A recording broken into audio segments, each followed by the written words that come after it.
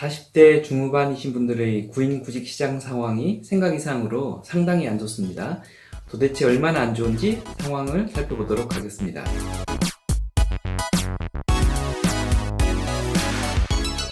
안녕하세요. 커넥팅닷TV의 장프로입니다. 제 주변에 40대 중후반 분들이 많으신데요.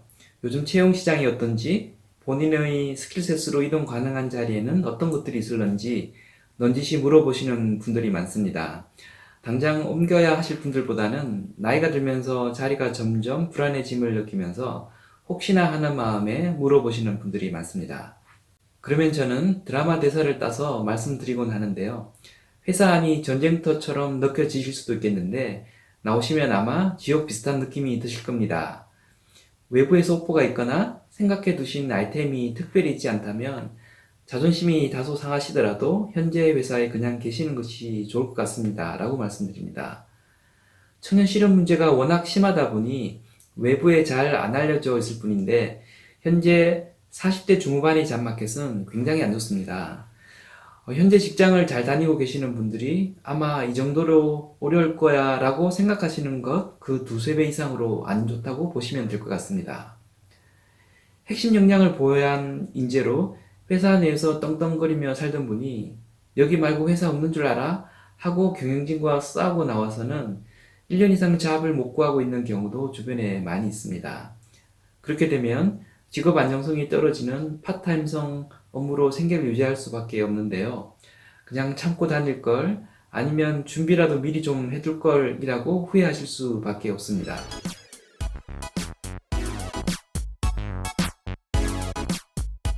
잡마켓의 트렌드 변화입니다. 과거 잡마켓은 경기 변동에 따라 영향을 받는 경우가 많았는데요. 최근엔 경기 변동보다는 특정 영역별 특성에 더 크게 영향을 받는 것으로 보여집니다. IMF가 터진 직후인 98년, 99년 무렵 서울의 최상위급 대학을 나온 신입 개발자가 100만 원도 안 되는 월급으로 회사를 다녀야만 했던 시절이 있었는데요. 그만큼 취직이 어려웠습니다. 그런데 2, 3년 후 2000년 말에 주가지수가 1000포인트를 돌파하면서 닷컴 열풍이 불기 시작하자 취업시장에 극심한 몸값 인플레 현상이 벌어지기 시작했습니다. 실력이 안 되는 사람도 한두 단계 윗레벨의 회사로 이동하면서 모든 회사는 사람을 구하지 못해 난리가 나기 시작했죠. 당시 신의 직장으로 불리던 한국은행, 증권거래소, 공인 신용평가 회사들도 닷컴 회사의 인력을 뺏기면서 자존심이 상하는 상황들이 전개되었었습니다. 부동산 시장으로 말하자면 구매자 우선 시장에서 매도자 우선 시장으로 딱 1년 만에 싹 바뀐 셈인 거죠. 그 이후 서브프라임 사태 등을 포함해서 주가지수로 대변되는 경기 동향은 취업시장에 가장 큰 영향을 끼치는 변수였는데요. 최근 들어와 취업시장의 문이 극도로 좁아지면서부터는 경기 변동보다는 각 산업별, 직무별, 연령대별 특성에 따라 움직이는 시장으로 전환된 듯한 양상을 보입니다. 산업별로 보면 최근 10년 침체기를 보이던 컨설팅 시장이 살아나서 컨설턴트 품귀 현상이 발생하고 있고요. 반도체 인력은 시장에 없어 못 구하는 상황 등이 발생하고 있습니다. 직무별로 보면 통계 툴 사용이 가능하거나 프로그램 코딩이 가능한 데이터 애널리스트, 웹 화면 중에 유저단 화면을 개발하는 프론트엔드 개발자 등은 몸값이 천정부지로 오르고 있습니다. 스타트업이든 대기업이든 안 뽑는 회사가 없습니다.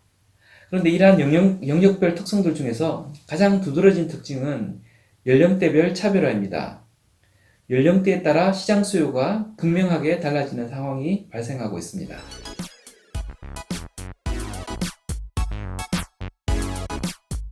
연령대별 잡마켓 상황입니다. IMF 이전까지는 지금처럼 취업이 어렵진 않았습니다. 지방대학 나온 사람도 전공이 좋거나 성적이 좋으면 대기업 한두 군데 동시에 합격하는 것이 어렵지 않던 시절이 있었죠. 그런데 IMF가 터지면서 좋은 대학 나온 사람만 좋은 회사에 취직하는 시대로 변하더니 최근엔 좋은 대학을 나와도 취직하기가 쉽지 않은 청년 실업의 시대가 되어버렸습니다.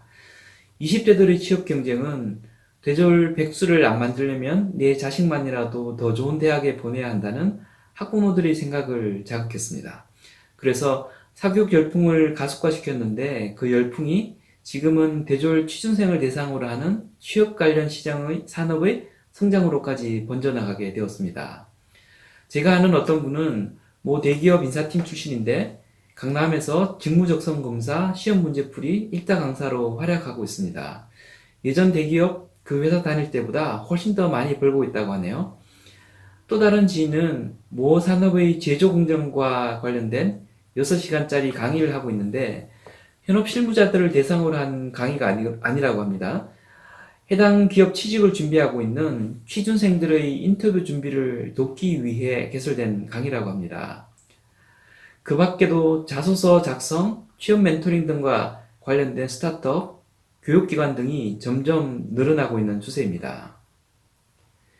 20대 취업이 어려워진 현 상황은 기업들의 30대 경력직 선호 트렌드와 무관하지 않습니다. 업무를 잘 모르는 신입사원을 2, 3년 동안 월급 주면서 가르쳐야 할 필요 없이 필요한 만큼 돈 주고 뽑아서 쓰기만 하면 되기 때문에 30대 경력직 시장은 노동시장 유연성 증가와 함께 점점 더 커지고 있습니다. 실력 있는 30대들은 몸값을 부풀리며 직장을 옮겨 다니기가 그 어느 때보다 쉬운 세상이 되었습니다. 취업시장에선 30대만 좋아진 거죠. 그런데 그 30대가 평생 30대일 수는 없습니다. 그들도 시간이 지나면 40대가 됩니다. 그런데 구인구직 시장에서 40대는 찬밥입니다. 좋은 대우를 받던 역량 있는 직장인도 여한 이유로 직장을 나가면 유사 직군으로 재진입하기가 무척 어려워졌습니다. 훌륭한 비행기 조종사도 비행기 안에 있을 때나 조종사이지 비행기 밖으로 나가면 그냥 자유낙하하는 개털이 되어버립니다. 대기업에서 중소기업으로 이직하는 시장도 예전처럼 잘 작동되지 않고 있고 높은 연봉을 받던 사람이 연봉을 낮춘다고 해서 잡을 쉽게 구할 수 있는 상황도 아닙니다. 비슷한 직군의 사람처럼 보여도 회사 규모가 달라지면 스킬셋도 달라지기 때문입니다.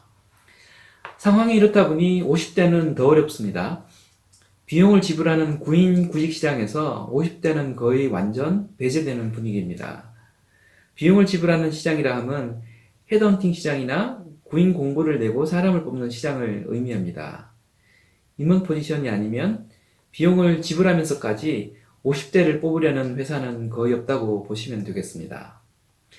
스킬셋이 딱 맞아서 이 사람이다 하다가도 나이가 50이라고 하면 네 알겠습니다 하고 그냥 그걸로 끝나버립니다. 임원들도 특별한 경우가 아니면 40대 후반이 한계인 경우가 대부분입니다. 간혹가다 예외적으로 핵심 팀원이 40대 후반이어서 팀장급 부장이 50대면 좋겠습니다 하는 경우가 있을 수 있긴 한데 이 경우엔 단서가 붙곤 합니다. 그 위에 임원이 53세여서 그보다는 작았으면 합니다 라고 말이죠. 동방예의지국의 장유유서 문화가 취업 절벽이라는 부메랑이 되어 돌아오고 있는 상황입니다.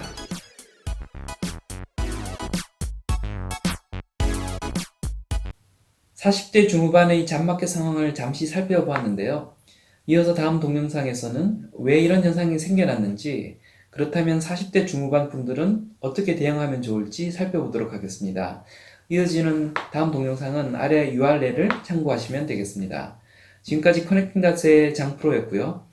이직이나 경력 관리에 대해 고민하고 계신 분들, 제 의견이 도움이 되었다고 생각되시는 분들께서는 구독과 함께 좋아요 버튼 한번 눌러주시길 부탁드립니다. 감사합니다.